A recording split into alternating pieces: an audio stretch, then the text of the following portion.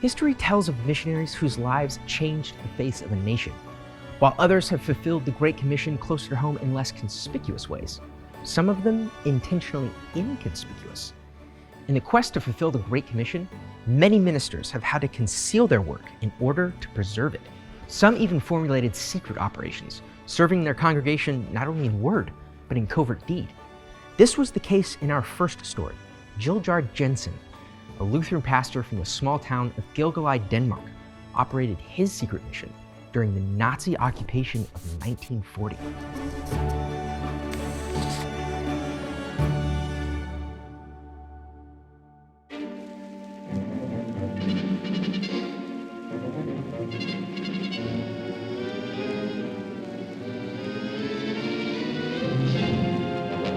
When Nazi Germany invaded Denmark and proceeded to occupy the territory, there was little the Danish government could do.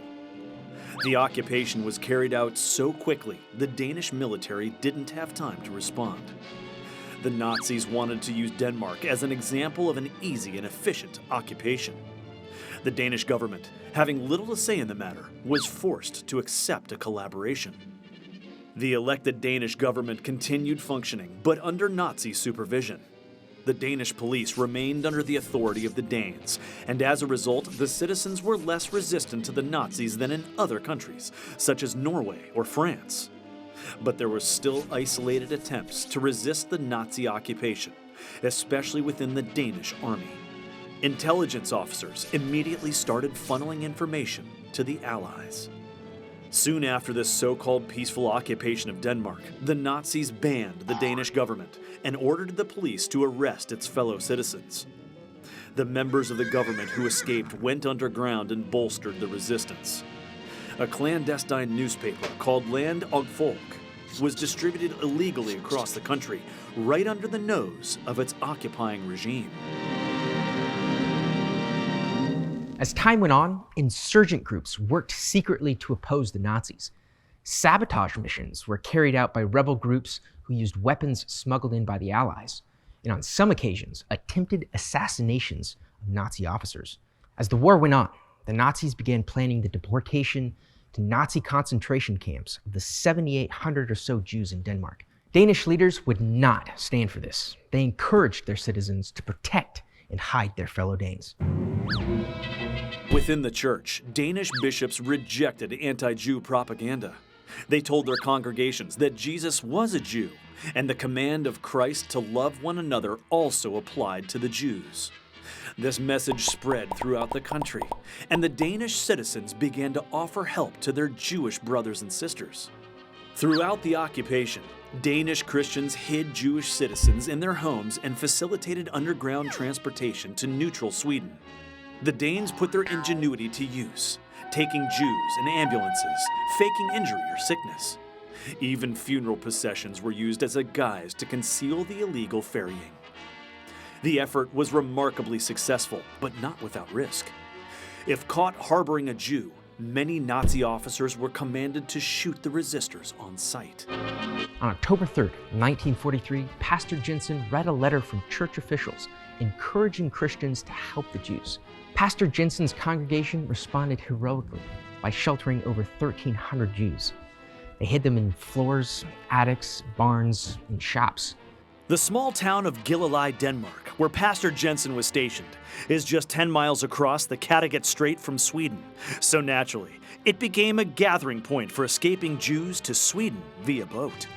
During the operation, Jensen's church members helped purchase fuel for the local fishermen to carry the refugees the 10 miles to cross to Sweden.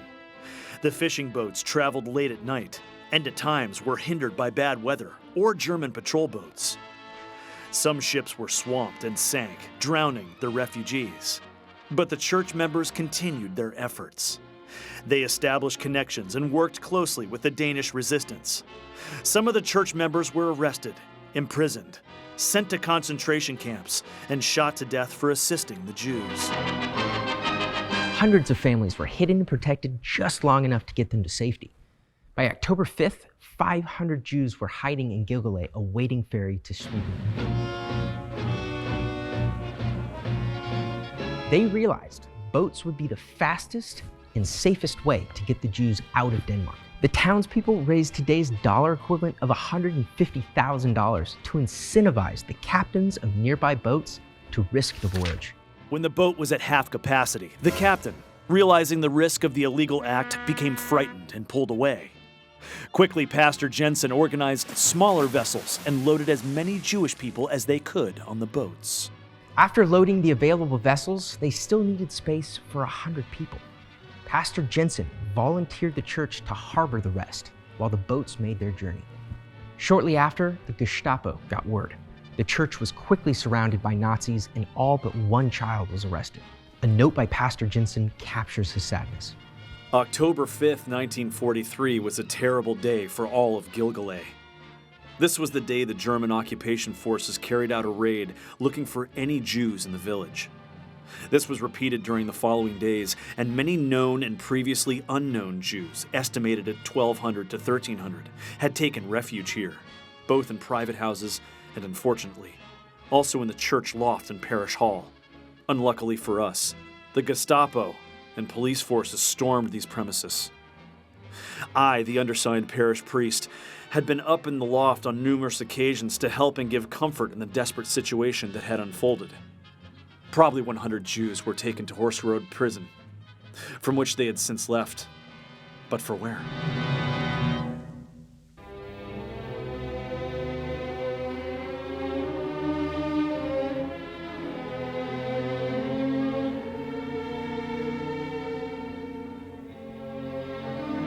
Because of Denmark's courageous defiance of Hitler, 95% of its Jews survived the Holocaust.